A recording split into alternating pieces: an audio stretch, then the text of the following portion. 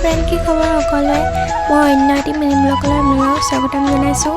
আজি দাদাই ডিউটিৰ পৰা আহোঁতে মাংস লৈছিল, ছাগলীৰ মাংস। সেয়া মাংস মই নাই বনোৱা, আগতে মায়েহে বনাইছে। আৰু মোৰ ভিডিঅ'বোৰত সকলোৱে মৰম দি যাব দেই। নিজৰ সোৱাদ অনুসৰি মছলা দিছে মায়ে, সেয়া চ'দা আদা দিছে, পিঁয়াজখিনি অকণমান লৰাই কিনে মাংস দিছে। সেয়া মাংসটো দি পিনে অকণমান লৰাই দিছে। আৰু মোৰ ভিডিঅ'বোৰ চাই সকলোৱে কেনেকুৱা পায় কমেণ্ট কৰিব দেই। এইফালে মা, এইফালে নবৌ, এইফালে আৰু সৰু নবৌ, এইফালে মায়ে আলু দিলে,